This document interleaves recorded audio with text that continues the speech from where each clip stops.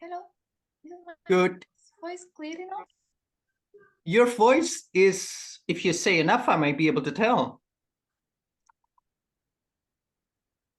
Lisa? Wow. Wow. Yes. What is it? Perfectionism? So tell me, what is it that you think about it? Okay, I think I have some insight of this perfectionism. You're not the only one. You're not the only one. Oh, wait, I will stop my camera. Oh, okay. Perfectionism. I think I often think of being perfect, but I know it's a problem. But sometimes it helps me for being for not being rejected by my society, maybe. So the perfectionism, I think it is a response when our minds, uh, it's our mind's response Take the whole to thing. our environment, to our outside, our head. Well, actually, the way it's normally seen, it's the fact it's always the opinion of somebody else, right? Yes, yes, And that yes. is the big problem. That is the big problem. It's when you go along with the story and believe what they say, that you have to be perfect. Like very often that Yes, happens in school or at work. And they say, try yes. to be perfect. And the big problem is it's always somebody else's opinion. And actually, the only opinion that should matter should be yours. Right? Because the whole thing is, the moment, as long as you let somebody else dictate that their opinion is the one that counts, that means it's very difficult for you to reach, because it's their perfectionism and not yours. Right? If it's your personal perfectionism, then it's fine. Basically what it means is you do the best you can do. But if it's somebody else's perfectionism, it's very often, it's always not good enough. Because it's their standard. And it's no matter how good you think you did the job, it will be difficult to conform it exactly to what it is that they had in mind. Because don't forget, it's just here. Right? And it's the same thing with you. If you're looking for your perfectionism, it's here. Yes. And so, as long as you pay attention to this one, for you, that's fine. But don't demand somebody else to conform to that. Right? And that's very often is the biggest issue. It's the fact that when you demand somebody to conform to your perfectionism, that's when it becomes difficult. It's like very often what especially lately happens is in social media. It's like people start criticizing you based on their perfectionism. It's the fact is that you're too heavy, you're too dark, your glasses are too big. I'm sorry, I'm just looking at you now. The color of your clothes are not what they like, and all kinds of things. But it's all in their head, and it's just their opinion. And that's why it's no matter what other people may criticize you for, it is just their opinion. And actually, the best thing to do is just ignore it. It's like, I would even say, including your boss, or even your brothers, sisters, mom, dad, because normally they have the best intentions. But the big problem is always for you to reach that perfectionism. It's almost impossible because it's their perfectionism. It's their standard. And it's normally what you want to do and what you can do best is your standard. And so the best thing is, no matter what you do, just do the best you can. Just do the best what you feel satisfied with. You feel really well. I really did my best, and I really did my biggest the biggest effort to achieve the best possible result.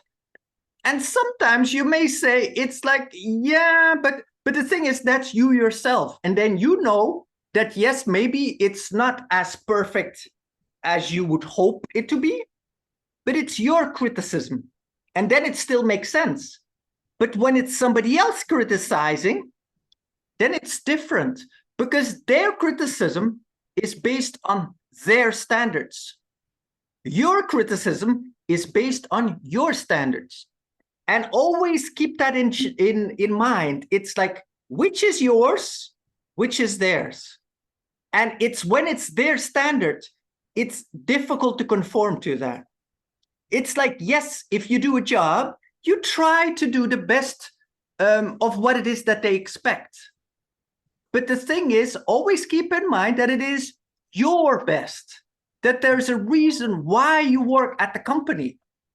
Is because you have certain skills. And it's these skills that make you very valuable where you work, right? And that's what really differentiates you from all the others. And that's why, I mean, actually, let's read it. Let's read it, see what they say.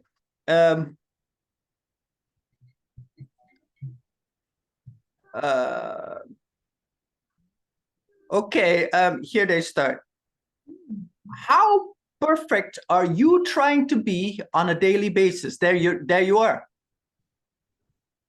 If you find it energy depleting, here's how to overcome perfectionism according to Mind Valley trainers. It's like, because I know this is one of the issues for a lot of people, and especially you guys. I'm talking men and women. It's normally women who are the stars in perfectionism. The men usually are kind of, yeah, well, whatever. But you guys always want to have 110%. And for us, it's just 70%, 80%, good enough. And that's why usually the big difference is for why usually men are head of companies, because they are willing to take risks. Like, even you only being prepared 70% of the material, you dare to start. When you're a woman, if you haven't reached 100%, you are still not sure you want to start. And it's that annoying perfectionism that's the fault. And the other thing, it's you are your own personal biggest critic. Because you'll always say, I did it well, but the thing is, it isn't 100% yet. So we're not ready yet, right? We're not ready to start. While the guy will say, well, it's 70%, 80%, good enough, let's go, right? And so very often, just that missing 20, 30%, you will manage to achieve that while you are doing the job. Don't get it prepared in advance, but allow the work you do to take care of itself. And sometimes those missing percentage points we were talking about, let them take care of themselves while you are doing the job. And that, I think, makes up a big difference. And also, and I think that in a lot of places, the big difference between men and women being in charge of companies. Because according to me, there is no difference. I mean, I'd say you as a woman being head of a company, or is it the guy who should take care of it? There's no difference. The only big difference, there's a slight difference, normally the way you approach things. As I said, for you guys, you are after the perfectionist. But before you start, you want to be 100% prepared. And a guy very often is impatient. And that's why he says, I'm 70%, 80%, good enough, let's go. And very often they think everything else will take care of itself in a process. And that's why it's so nice when you work, both of you, both men and women together, because each, what do you call it, fills in the missing parts of the other, right? Because you guys, very often, you want to have that perfectionism and that finishing. While the guy very often wants to have action. He wants to get it done. And that's why he's willing to take risks, because he just wants to start. And it's those two that you manage to balance each other out. And that's why it's best when you just have both sides. It's just to be a more well-rounded business, because very often also when it's just men alone, very often it's that the employees are not as well considered in the decisions, or sometimes, let's say, the finances don't go so well. Like, I don't know if you know, a lot of startups recently in Indonesia. Have you heard about that? Yes, Right, there's a lot of them which have difficulties.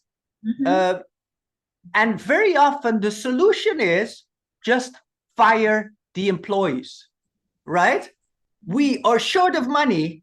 Easiest way to do it, fire extra employees so our expenses are lower. While if you would be a woman CEO, normally you would not take that as the first solution. Yes, I do. Right? Because you care for your employees. They're almost your children. Right? It's kan harus disayangi.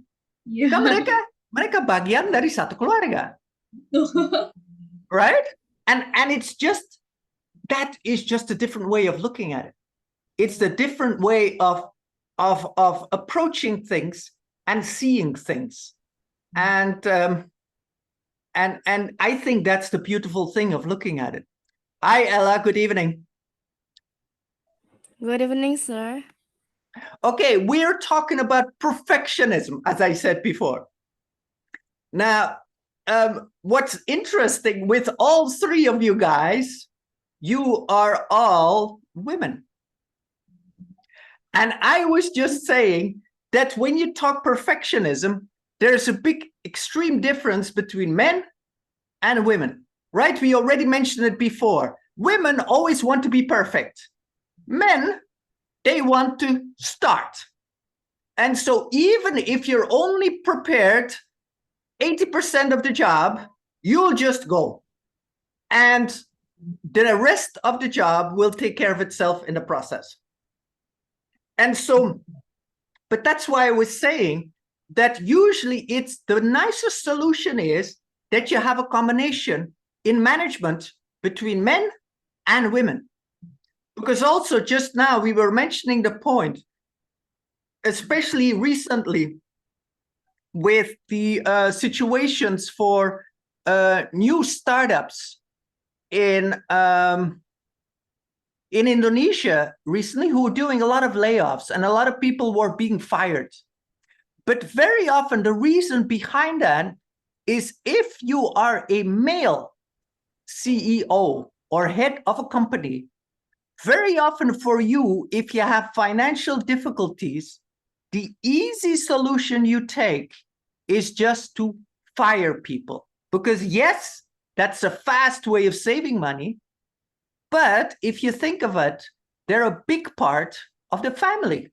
And they are the ones who helped you get the company where it got to. And so, I mean, it's even look at the company like even at Twitter right now with Elon Musk, who thought he had a lot of money and things like that. But all at once he realized the business is not as money making as he thought it was. And so he figured the easy solution to deal with it is just fire people. I mean, how many people did he fire? 10,000? I'm not sure. Yeah, I mean, the thing is, you think 10,000 people, how much money did they make per person? I would say easily 5 to 10,000 per person per month. And you multiply that by 10,000, it's quite a bit of money. And so it is a really easy way to save money. But then what happened the week after, all at once he realized he fired too many. And all at once he realized it's like, hey, my operation doesn't work well anymore because the guys are not here. And so all at once he asked all of them to come back. And of course, his staff said, you gotta be kidding, right? I mean, if you so easily get rid of us, you gotta be crazy to wanna go back, right? And so that was one of the main causes, and very often the thinking between male and female. But anyways, let's talk about this perfectionism idea, and usually the interpretation between men and women. Okay, here is one part of the story. Okay, so they answer towards what is perfectionism. I mean, the basic idea is, sorry, where I know you guys kind of joined late. It's the fact that mainly women, they are usually focused on being perfect. Us men, I mean, I think I'm the only one here. I'm the only man here. I'm the only guy here. Usually we're kind of twag. We're kind of, perfection is not our thing. And but the thing is, so here what they are saying is, what is perfectionism? Okay, so perfectionism is the concern of striving for an ideal, right? An ideal from which it could be work, it could be a relationship, it can be environment, or even your appearance or behavior, right? But that is all based on the standards of somebody else. And it's not your standard. And now, the thing is, what actually should guide you when you go forward, it's the standard should be yours. Whatever it is that you do, it should be your standard. The work you do, the effort you do, it should be as good as you can make it. And so that should be the guiding line in your personal perfectionism, if you want to call it such. But the thing is, it should be your personal one. Because if you target somebody else's perfectionism, it is very difficult to reach that, because just because of the fact of it being somebody else's. And the fact is, the moment that it's your own, when you say, well, I do the best I can, it's like you're in marketing, you're in accounting, you're a teacher. The thing is, you do the best you can for the people you work with. And that way you can be perfect. But it's your level of perfection. And it doesn't have to be somebody else's level. Because for you to reach somebody else's level of perfection, it's very challenging, to put it in a nice way. It's because it's always the other person. But how can you say that you are perfect to what it is that they require, what it is that they are looking for, right?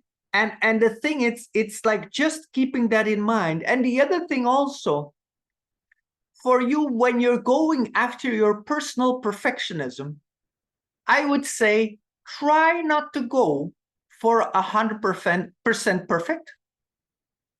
Because if you go after 100% perfect, that means you have nothing left to do. You have nothing left to grow. You have nothing but left to develop into. And so basically, you're 100% perfect the day before you die. Because the moment you die, you will not be able to grow anymore, right? The moment you die, basically you're as perfect or exactly at the level you want to get to. But the point is, that's why I'm saying, don't try to be 100% perfect, but just try to be the best you can be today, for today. Tomorrow, different day, different level of perfection, but it's a different day. And so you don't want to be the perfect of next year, when for sure you already know more. But the thing is, today you don't know that yet. So be today's perfect. And it also, at the same time, it will make you feel a lot more confident. Because one of the biggest difficulties that you may encounter, it's your personal self-criticism. You may criticize yourself because you are not perfect enough, right? And I'm sure most of you do that every day. It's like, I think I didn't do as well as I could. I'm kind of disappointed. I didn't give 110%. My hair is not perfect. My glasses are, whatever it is. I mean, you could always criticize on something, and especially you know the thing that bothers you most. So the best thing, what I would recommend, don't criticize yourself. Be a fan. Sometimes look critically when you're doing something and make sure you do the best you can. But the thing is, you don't have to criticize it. There's plenty of people outside who will be doing that for you, especially when you're on social media, right? There's tons of people who will tell you that your songs are bad, your handwriting is ugly, your skin is too dark, or you're too short, or whatever, right? There's always some comment. But the big question is, what's most important, don't pay attention to it, because it's their opinion. And their opinion does not matter to you, right? Their opinion is their opinion, and they should evaluate themselves based on that, but not evaluate somebody else based on that. And that's exactly the same thing for you. Also, when you do a job, when you're working and stuff like that, don't criticize yourself for what you've done, but see all the good things in what it is that you produced. And sometimes then look at certain things. Okay, I could have done it. I can do a little bit better here. I can do a little bit better there. But there's always time to do that tomorrow. And don't go and knock yourself up because you didn't get up to 110%. Because that means that that's a standard which is very, very difficult to reach. And so that means every day you will just be upset and mad at yourself. And it's like, what good does it do? What good does it do to you to be able to develop, evaluate, and see the things that you produced in whatever it is that you do, right? Because everybody has a different task and everybody has a different responsibility. And it's just those particular tasks, just try to do the best what you can when you do that job. And very often you could see, let's say you have students, you talk to them and listen to what it is that they say. The same thing when you work together on a project with your colleagues. Sit down and listen to your colleagues. Don't listen for criticism, but listen to sometimes certain things that they may come up with, certain ideas, certain proposals, creativity.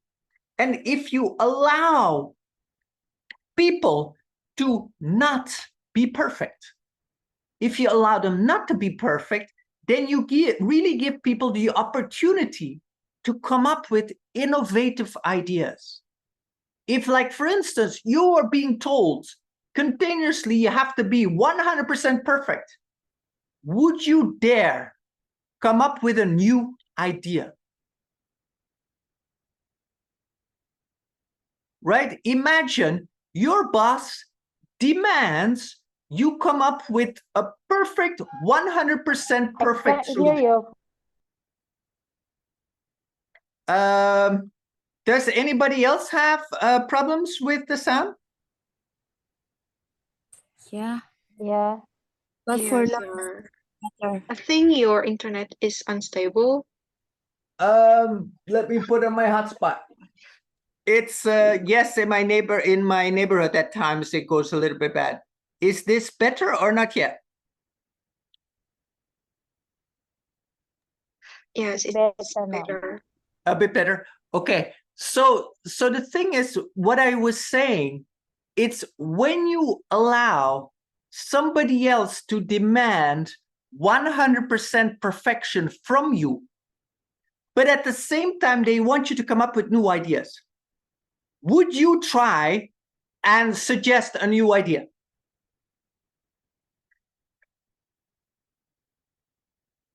Would you? Would you come up with a new idea when your boss demands you're 100% perfect? And if you're not 100% perfect, you'll be fired. Would you come up with a new idea?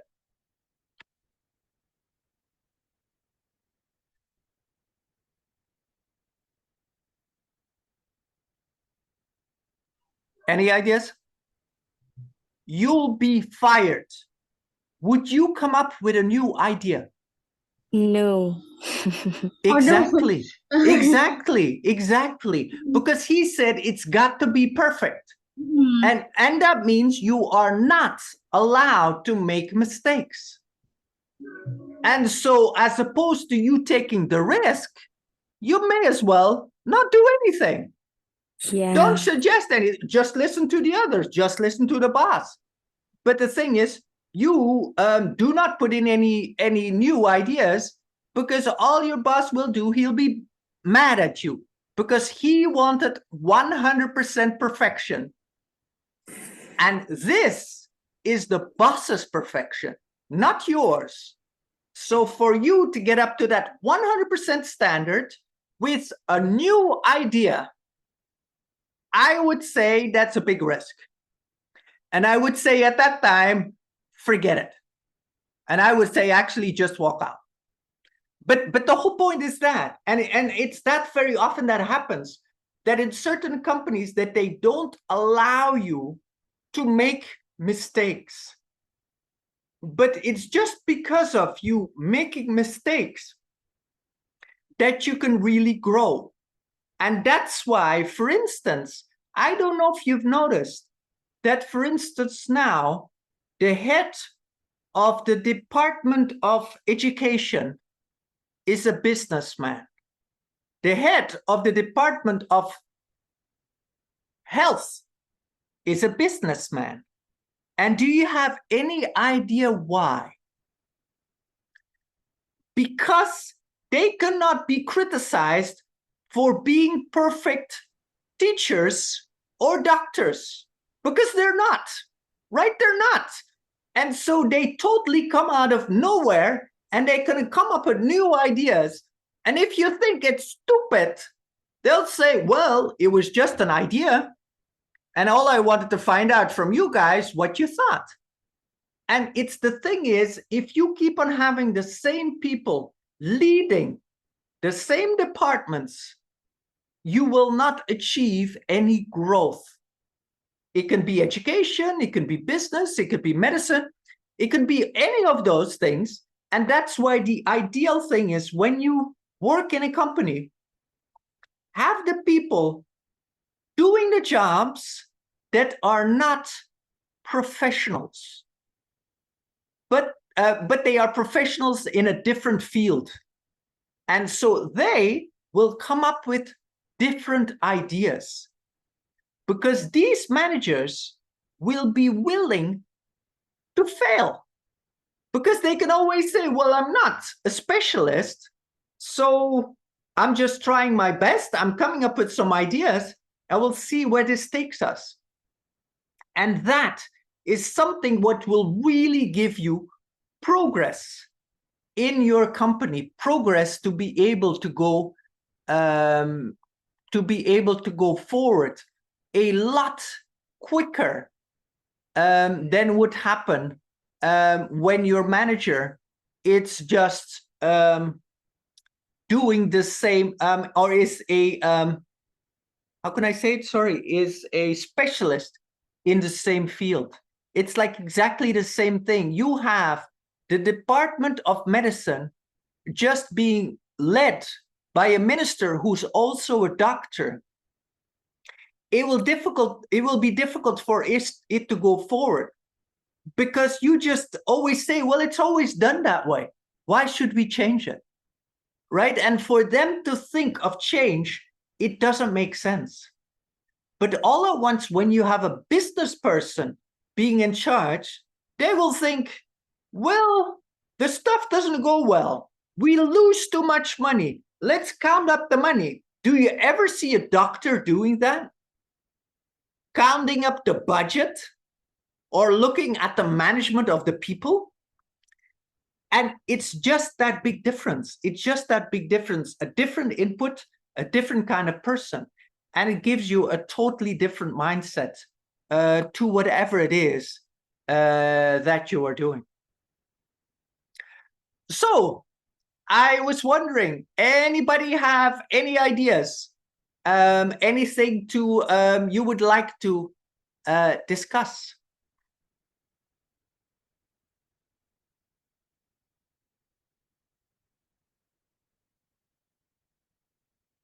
Ella, how have things been going for you?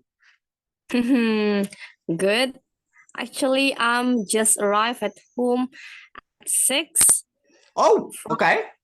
Yeah, and it's nice to catch up with your class. Well, it's not really a class. It's just, I don't know, it's just, how can you say it? A talk, a get together, a sharing of ideas. And I mean, the thing is, it's kind of a mutual motivation and seeing what it is that challenged you in the past month and what is it that you discovered which was new, which was an insight for you. It's like I never looked at it that way, but the thing is, all at once I realized, and I tried this, and you know, it really worked. I mean, Ella, like what happened with your colleagues last time, when you were afraid to come up with an idea, would they say, no, you may not wear the clothes that you bought because we don't like it. And you said, I don't care. And you wore them anyways. And nobody said anything about it. Right. Yeah. And I thought that was the beautiful part of it, because it's exactly the same thing. If you want to discipline, let's say even in class, you want to discipline a child in class, and you say, okay, well, you can't do this because it doesn't work that way. Now, the thing is, if the next day they do it anyways, then you still have to be willing to pursue it and tell them, it's like, no, don't use that. Try a different solution. But it really showed that your colleague wasn't willing to continue what it is actually that he said. And actually, it seems to them, it actually wasn't that important. I think it's just somehow they just wanted to make an issue because they thought, I don't like your dress, I don't like the color. But the thing is, at the end of the day, they didn't want to bother with it. So, and I thought that was a really beautiful demonstration of the so-called perfectionist, of somebody else who was trying to impose it on you. Yeah. Yeah.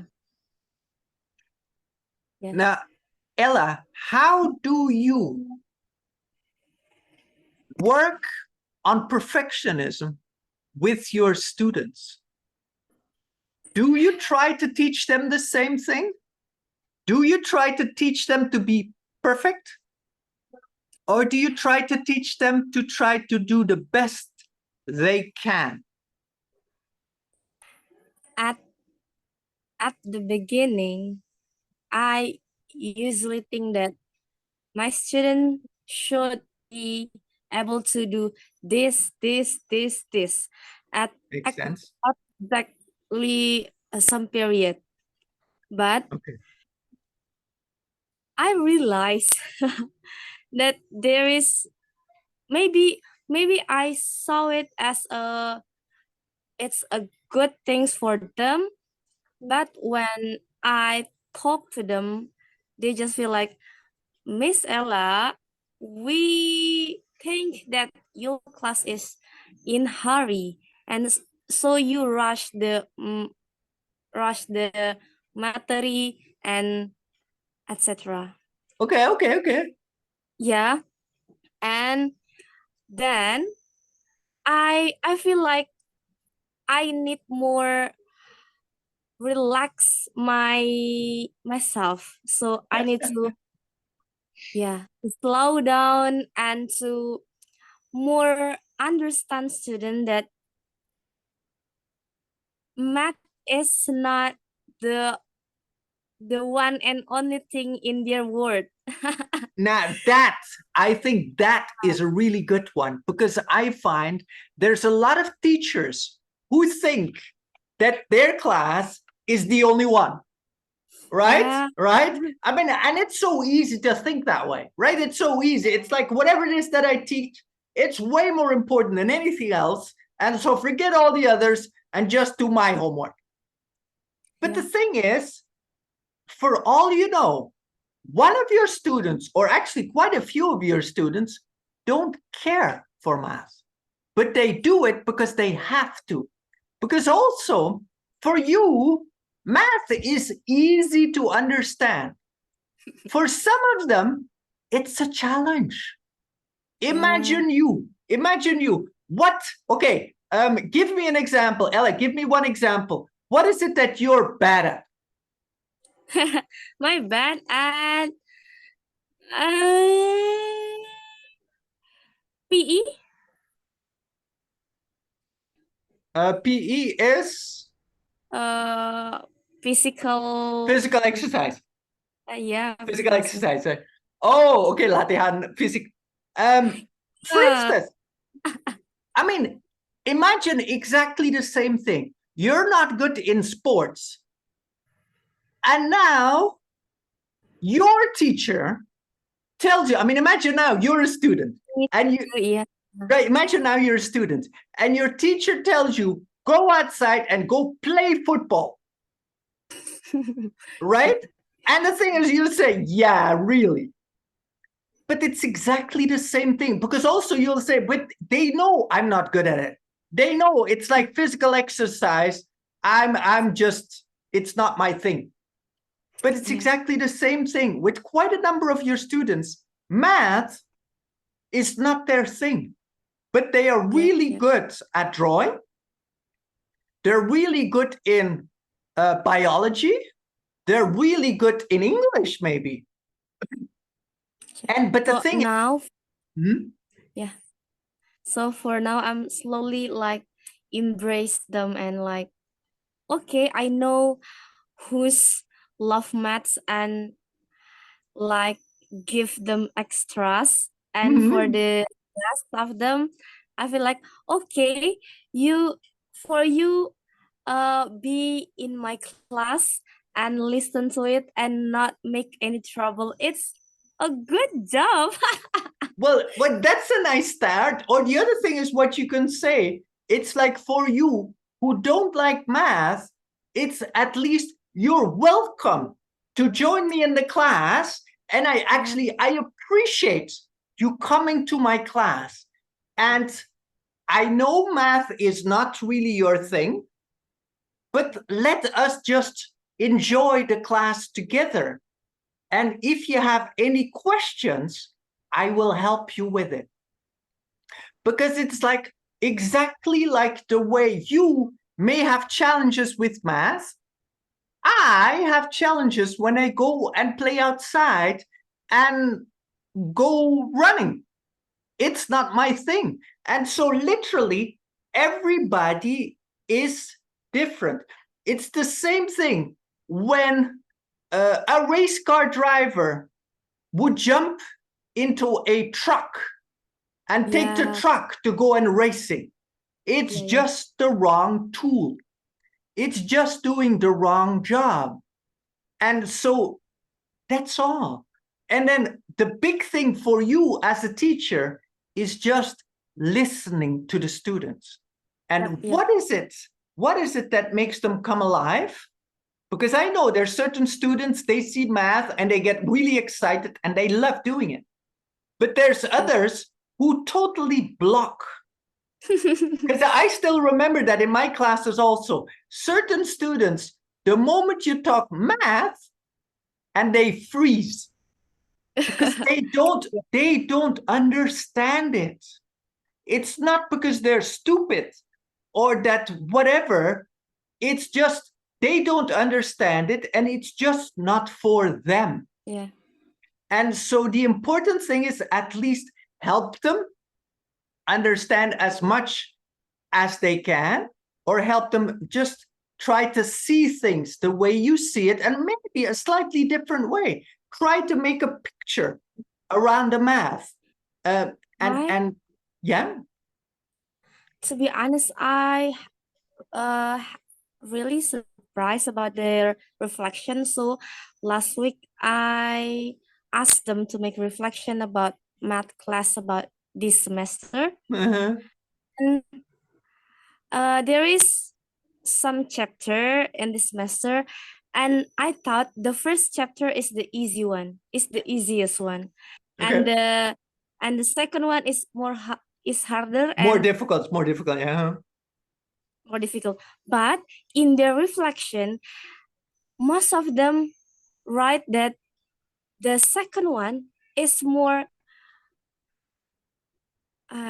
cheerful for them.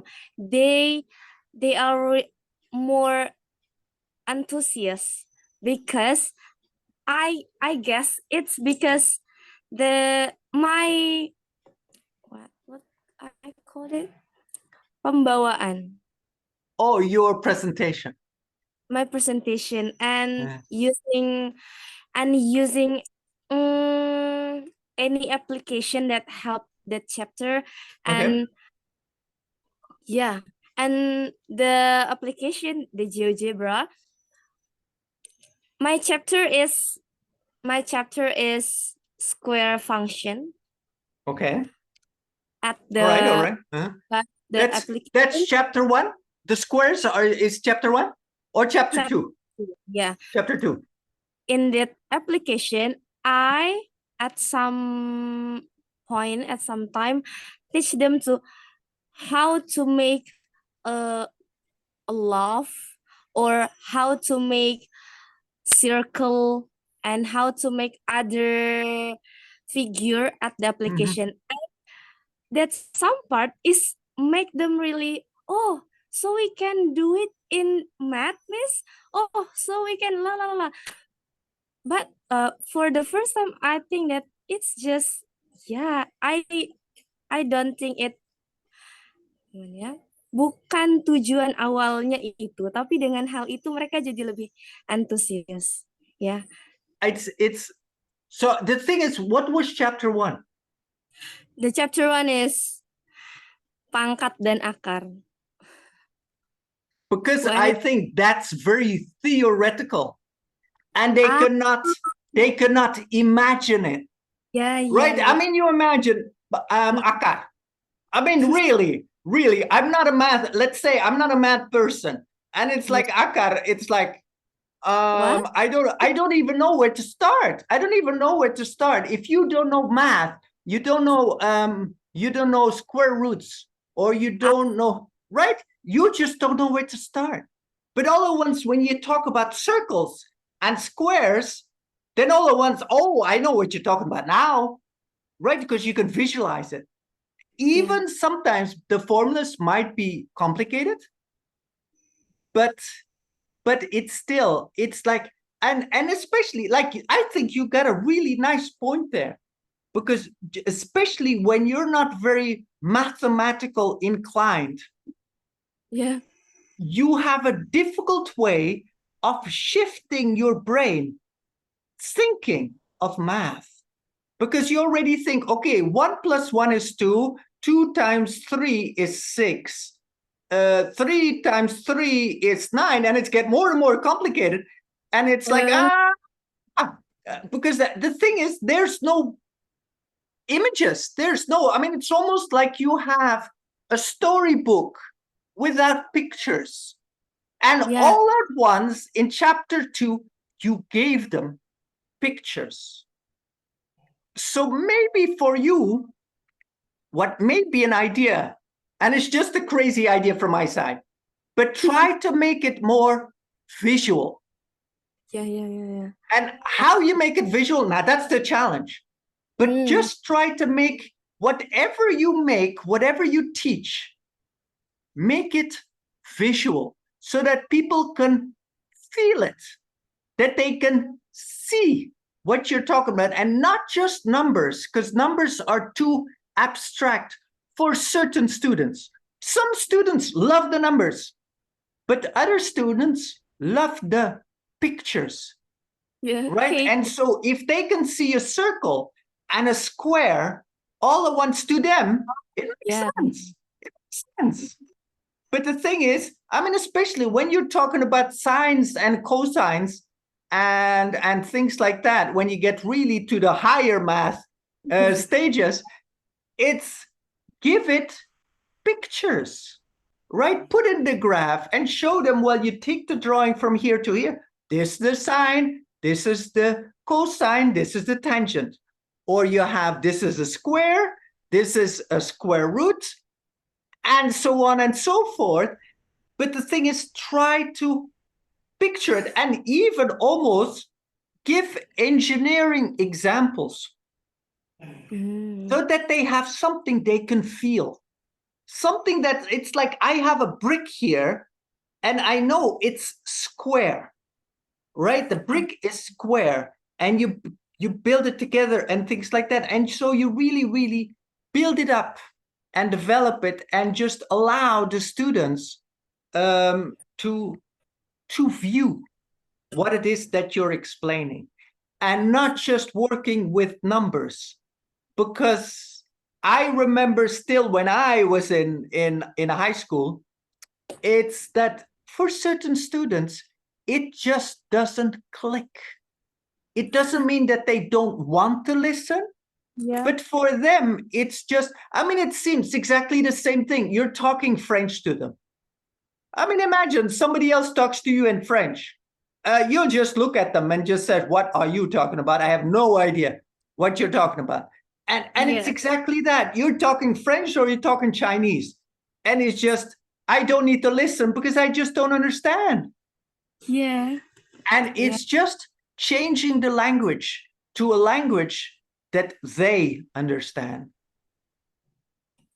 And very often also, if you listen to them, you will hear what it is that makes them click. Like exactly what you said. It's like chapter 2, for them, it was something that was more clear than chapter 1. They could picture it easier. And so just from that point of view, try to listen to it. If you do other ways of approaching it to them, listen to, especially the ones that have difficulty, listen to and see the way they see it. I mean, you could see both sides. You have to look at the one that have difficulties. You look at the ones that love the math. But very often, because the problem may also be that the ones who love the math, if you make it too simple, they might get bored. Right? So the challenge is there. You have to play between both sides. Yeah. Or sometimes what you can do, it's the ones that are really clever in math, get them to teach their friend. Try them out and see how good they are at teaching their friend. And so the student that's not good in math, match them up with a student that's good in math and have them teach each other. and see how they would approach it, because you may be surprised in the kind of approach that, as I said, it may just through pictures, because I have the same thing also when I work together with architects, that certain people cannot see things in 3 dimensions. Ah. I mean, but the thing is, it's not fault of theirs, but they just cannot imagine it. So imagine you want to be an architect, but you cannot imagine things in 3D. I'd say it's challenging. I'd say it's difficult. You'd have a problem. And it's basically the same thing. When you teach math, all you need to do is speak the language of the person you're talking to. And that is what might make all the difference.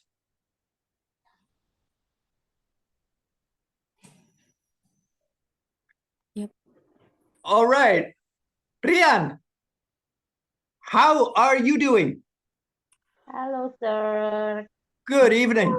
It's been a long time. It has been a Yeah. while. It has been a while. It has been a while. Not joining the class, not class actually. How are you, Ella? It's been a while too. Yeah, I'm good, Karian. How about you? yeah. Alhamdulillah, I'm now better and better. Yeah, sir. Yes. I'm a Virgo. Sorry to say that. Actually, Okay. I think I'm the one who is perfectionist. You're not the Rian, you're not the only one. It's like what I was telling all the others. As far as I know, almost all women like to be Yeah. perfectionists. In general, I'm not saying all of them, but in general, you guys are. And the thing is, us, the guys who always try to be so important and so big, we're like, it's just good enough. That's enough for us. And yes, it can be a difference. It can be a difference, and sometimes it can be challenging. But the big things that you should keep in mind, if you try to be too perfect, it only holds you back. Because very often the perfectionist, the perfection you're after is actually the perfection of somebody else.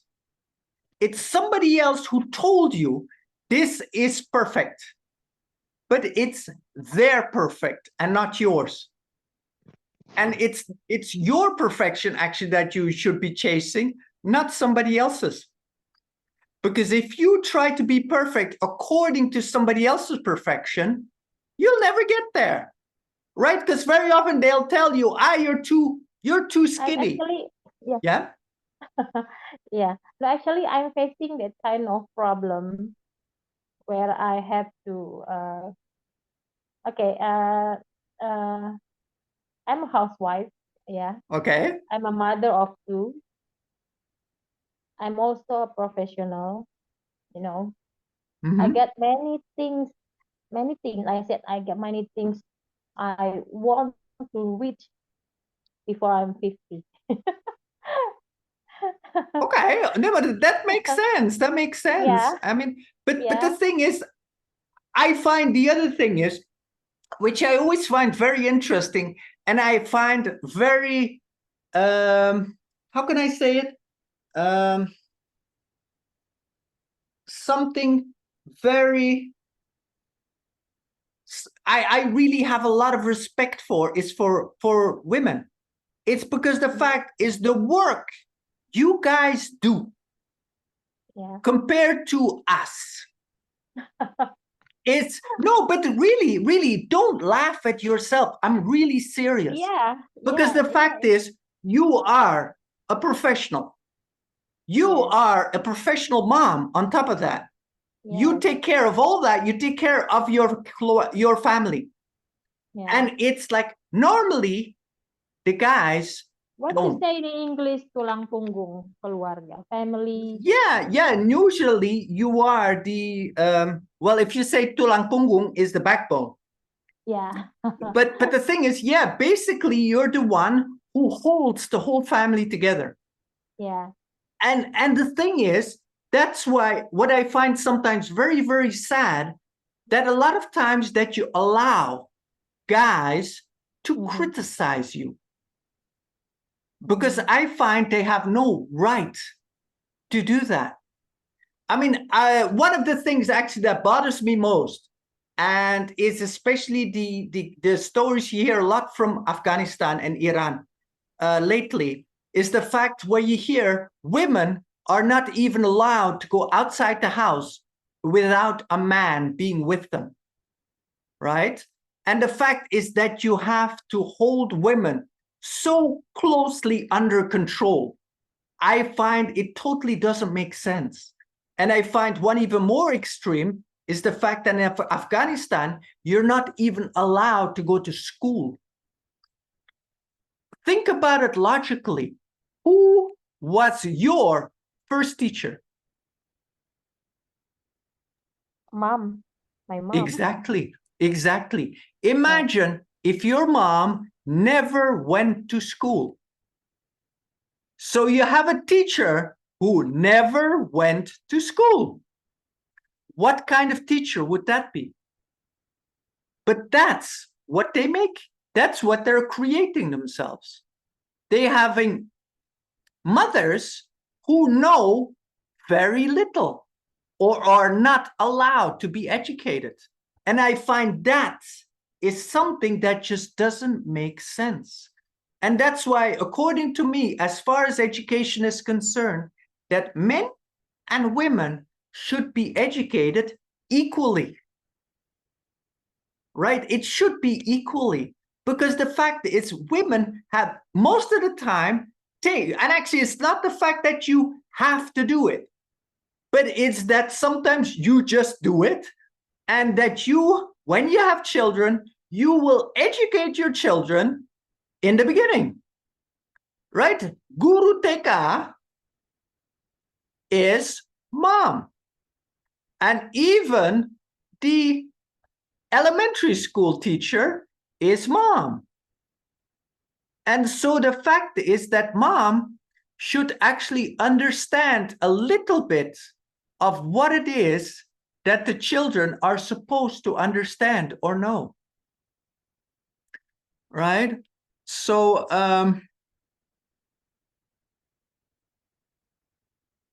so the thing is, no, I thought that was really quite an interesting point for the way that they see it. Because if you think, especially in those kind of countries which are very male dominated, it's like even the boys, who is their first teacher? Your mom. Also mom. Mom.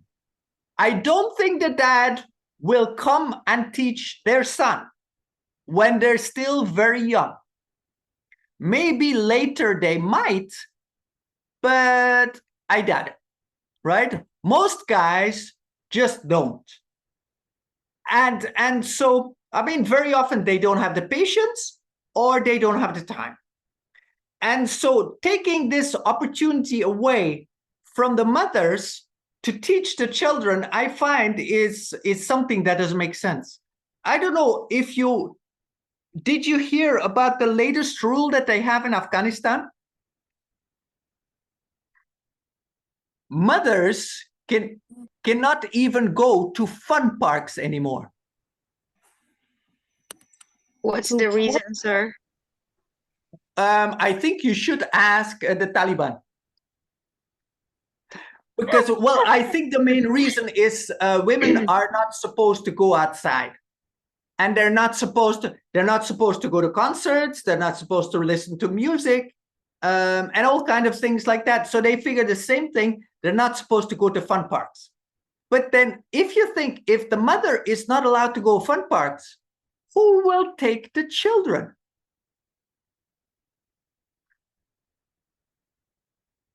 I think the children is also stay at home with the moms.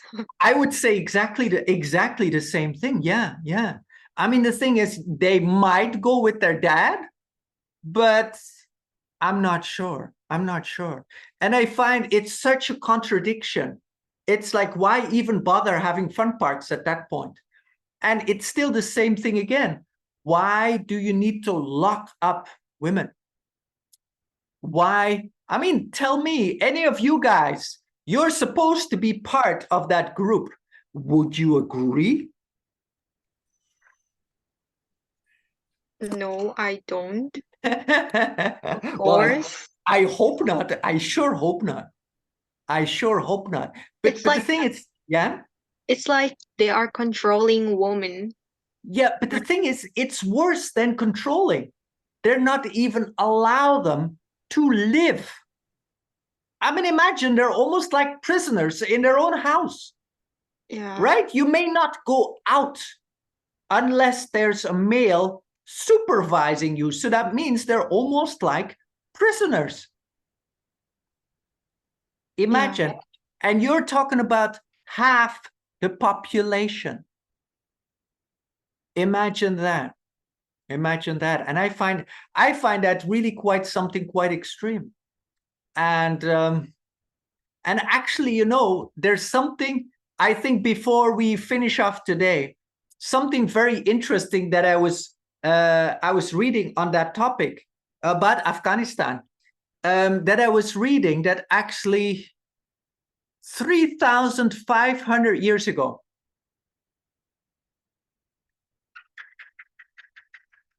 Afghanistan was one of the cultures that had their leaders being women. So it makes you wonder, how come from way back when women had the power to do things, did it have to go to a point now where they're not allowed to do anything? I mean, okay, it's like 4,000 years ago, which is a long time ago. But still, well, even in Europe, they didn't have that. Even here in Indonesia, it was still the men who felt they had to guide and lead everything, which sometimes does make sense because you supposedly, as men, you're supposed to be more powerful, and so you can defend the family from all outside threats. But the thing is, in these cultures in Afghanistan, that 4,000 years ago, that it was the women who were the leaders. They were the leader, the religious and even country leaders. And I thought that was very interesting point to hear. I thought that was really very different and kind of a different way of looking at things. Could you share what you read about Afghanistan? Actually, for that one, I'll have to look it up again, because to be honest with you, I don't remember where I saw it. It was one of these archaeological websites, and they were saying they were just uncovering the grave of, I think it was a queen in Afghanistan of 3,000 years ago. And they said that they were really saying, based on that, they could really see that she was a queen and she was the head of the country, which most of the time does not happen. And very often it's just, what is it? It's always the men. I mean, it's exactly, again, coming back again to the first thing, it's that most of that time, it's men are willing to take risks, and women usually are being more careful because of, I mean, sometimes obvious reasons, because they take care of the family, and so they have to be careful, while the men usually have to be in front and defend the family.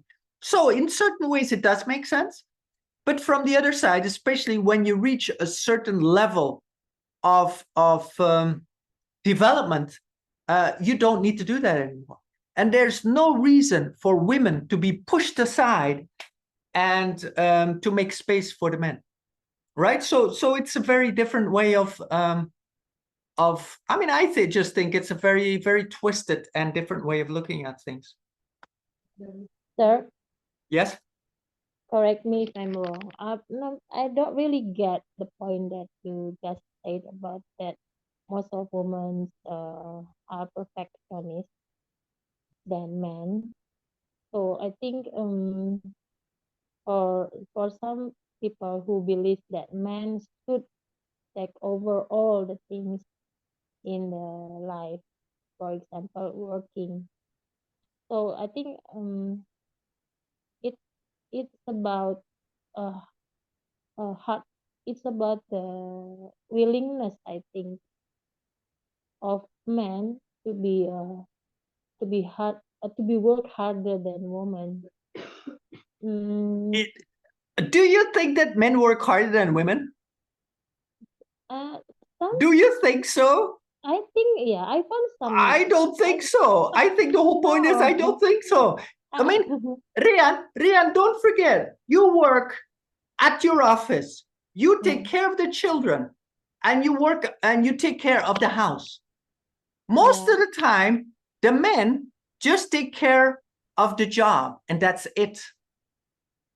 Yeah. Right? And the thing is, because I mean, taking care of the children is 24 hours a day. Taking care of the office is usually only 8 hours per day. And so it's a huge difference. And especially very often that you as a woman, you do the job and the children at the same time. And that's why it is. And on top of the fact, you are the one who makes the children, right? You're the one who gives birth to a child. Actually, So, if my husband asks yes. me not to work, Mhm. yeah, I will follow what he said. Anything he says. But the whole point, it's not necessarily that. My point is just, it should be both your choice. Yes, I know very often you make the choice of, yes, I take care of the children, I take care of the house and things. I mean, I think that's perfectly fine. But I find very often it's just the fact, it's that the men don't appreciate what it is that you do. It's more that than anything else. And the thing is, very often what it is that you as a woman very often do is that you strive for perfection, which very often isn't actually necessary. And very often it's the perfection of somebody else. It's the standard of somebody else. And it's not your perfection. And every perfection, every person's perfection is different. You personally may put more emphasis on, I don't know, the cleanness of your house. Yeah. Or things like, right? Yeah, that happens to me. Like me, perfection according to me is I want things happen right on time. but the thing is, it's, as I said, it's your perfection. And the thing is, I think very possible that the next woman may have a different perfection and your husband may have a different perfection. That doesn't mean it's wrong or it's right, but it's just the difficulty is when you take somebody else's perfection as your perfection. That's all. It's only that I'm talking about. And my point is just, it's like perfection is so relative. I mean, it really depends from person to person. And that's what it is. It's like, go after your own idea. I wouldn't even say your perfection because that's a little bit too much, but you go after your own, the best way you can do things. I mean, if you want things to be really clean, then try to make it as clean as you can.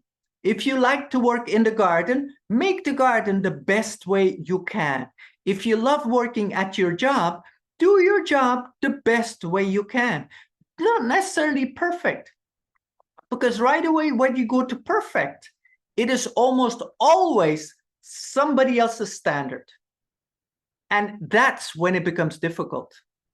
That's when it's something that is very difficult to continue, because it's always somebody else's status, somebody else's judgment, somebody else's criticism. I mean, it's almost the same thing like when you talk about social media. On social media, people will always criticize each other. And the thing is, very often they criticize things because there are certain things that they like, which is their idea. But that doesn't mean you have to fulfill somebody else's idea. And it's just the big differences there. And the fact is that you are the one that you are. Try to be the best you can be. And then just work with that. And you don't have to fulfill somebody else's expectations of perfection, because it's very difficult for you to fulfill that, because it's so relative. I mean, that's all I was trying to say. It's just for you to keep in mind that relativity of perfection, because people so easily like say that they want you to be perfect, or that they say, I'm 110% perfect. It's like, no, because also perfection depends on the day. Maybe today everything works well, but maybe tomorrow not so much. And so it really also depends on that.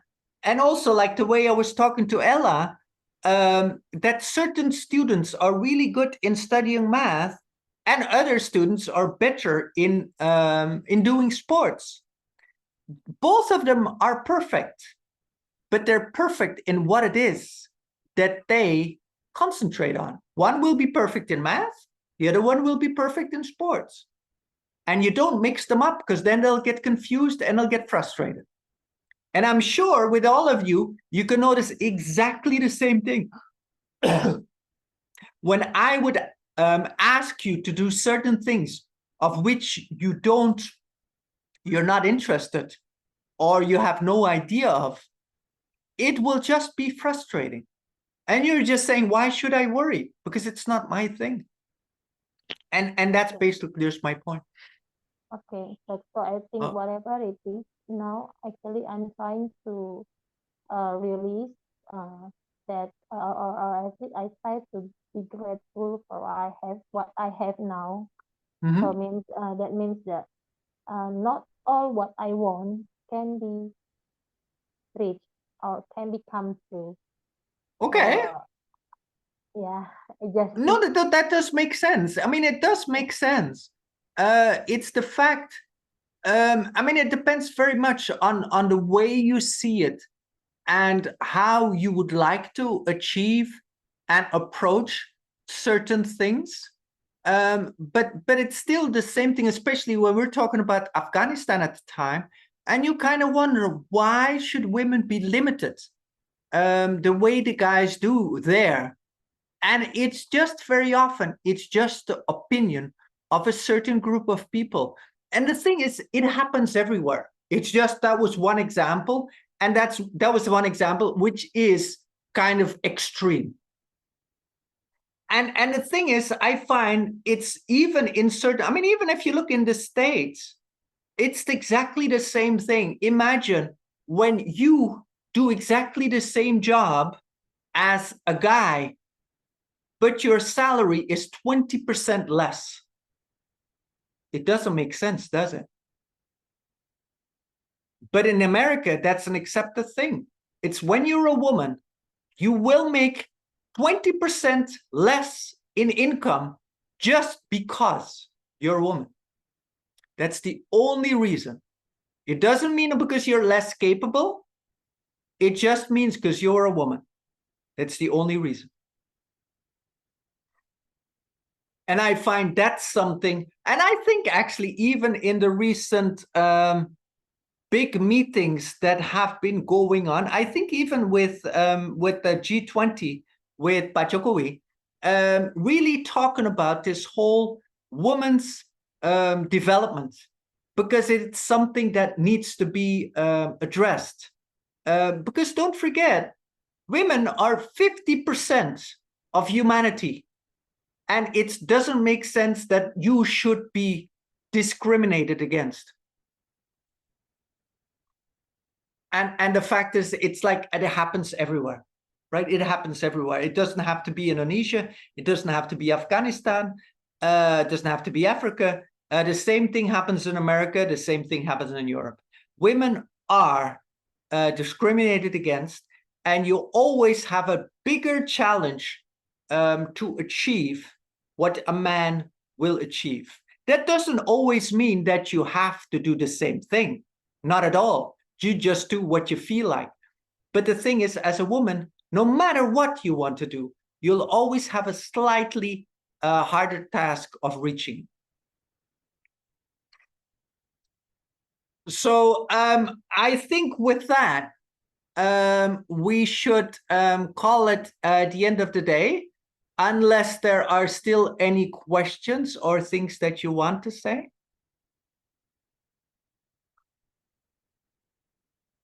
The thing is, what I can do, I was hearing before that somebody who was that saying?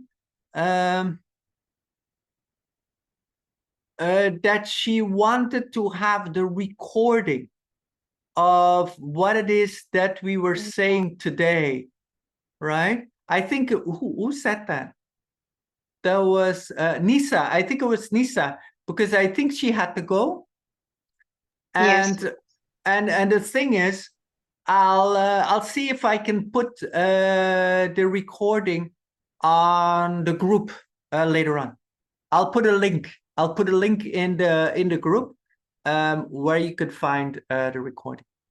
All right. Okay, sir. All right, guys. If that's it for today, I hope to see you again next week. Thank you, sir. All right.